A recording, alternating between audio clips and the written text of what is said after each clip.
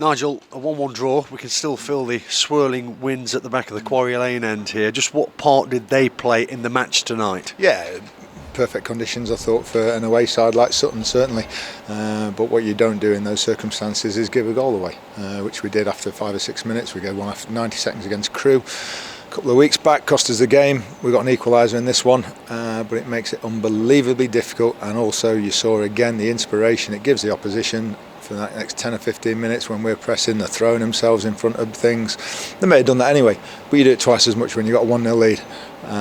The message obviously is not getting through to a couple of people at the moment about not giving goals away. Let's look in a bit more depth at the 2 goals. The first for them coming after 8 minutes. How did you see it? Blatant mistake. That's it. A pass that should never have been made in that situation by an inexperienced player.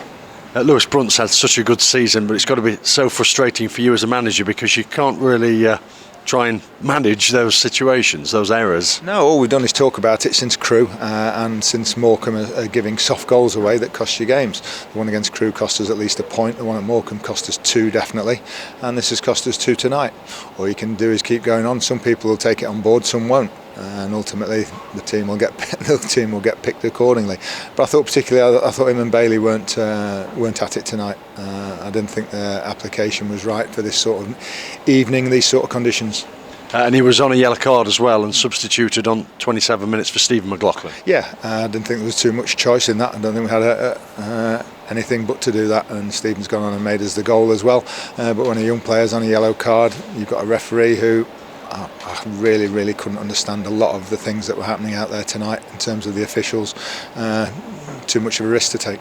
McLaughlin made a real impact. That was a superb low drilled ball for the equalising goal on 35 for George Maris. That was a brilliant goal, build up and everything, and a great cross, and something that George from that position has to do, get more in the 6-yard box. And we're telling our strikers, it's no different at the top end as the other end. You know, you have to get in the penalty area, and sometimes Lucas and Davis Keller-Dunn are too unselfish. They need to be in the penalty area. That's their job, which is hence why as well we're desperately trying to bring a striker in.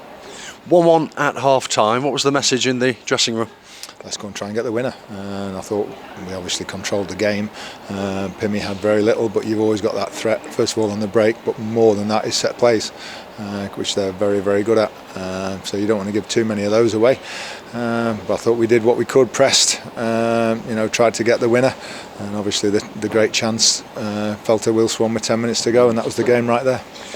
Overall, we've not seen wins like this for some time, have we? What are the main pointers that you give your side when you're playing in such conditions? Well, you've got to try and get the ball down on the floor, because that's where the least wind is, closer to the ground. You saw as soon as there was anything at all went in the air, even the goalkeeper's kick at the end, literally it was like watching under-12s football, when they can't kick out their own penalty areas sometimes. It really was as bad as it's been for a long time, and it did make it difficult, certainly, especially when you're chasing the game. That's why you don't give anything away. You get the goal before half time and you say, come on, you try and create, from 1-0 down. But we're chasing the game again, which is the problem. You dominated the ball in that second half again, didn't you? But just couldn't get it over the line. No, we got into some good positions. Made set plays difficult as well. Putting them, we won quite a few corners and free kicks. They defended, give them a lot of credit. Very spirited. Different proposition. We said this on Monday to what we faced before Christmas. New manager, he's got 2 draws now, and you could see the spirit and the more fighting. And the tempo midway inside that second half wasn't helped, was it, by those stoppages? No, it seemed to be. Even throw-ins, they added 9 minutes up. I think we could have had 9 minutes from throw-ins. The amount of time that was taken all the time, and the goalkeeper, and kept saying the goalkeeper was holding it for 12 or 15 seconds, and the fourth official said, but nobody ever gives it. I said, well, if it's the rule, why don't you? If you tell us that before, you're not going to apply that particular rule. Which ones are you going to apply? It'd be nice to have it explained. And you mentioned it earlier, but what a chance that was on 84 minutes for Will Swan, following a lovely free-flowing move. That was a brilliant move. Had a few of them in the game, but that was probably the best one. A great cross from Jordan, just got it past the man on the near post, and Swanee's just headed it half a yard wide. He was very unlucky just when he came on. He had a great shot. We were right behind it that was going in. They got a block in, and it rebounded off the lad, and you get a bit of luck on the day, and it could have gone in for an own goal. Was it just one of those nights in that regard? Yeah, it was, but ultimately we've lost the game because of the goal we conceded again. We have to get back to how we were a month or two ago, where we were keeping clean sheets, and that is the foundation. Can't stress it enough, and we keep telling the players all the time, you can't give these errors away. Teams who are trying to get promoted in the top three, they don't give these goals away. Just coming away from this one now, you've got Notts County in the reserves tomorrow, haven't you? Who's likely to play in that?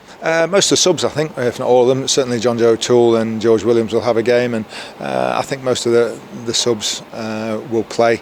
George Cooper as well, just to get them maybe an hour or something like that, because with us not playing for 10 days, they need to keep fresh.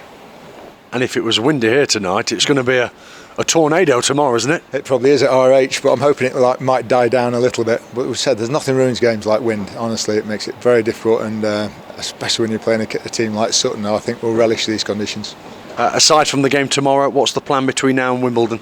Oh, we'll have a little bit of analysis in the morning, and then the lads will have a warm down tomorrow, day off Thursday, and a light session before we go down to Wimbledon on Friday. I wish we were playing tomorrow, honestly. After games like that, I wish we could kick off straight away. Might you get a new addition in before Wimbledon? We're trying every single. We're making so many calls and pushing as much as we can. We've got a small sort of select number of targets, and we would hope, if all goes well, to get one in before then. Thanks as ever. Thank you.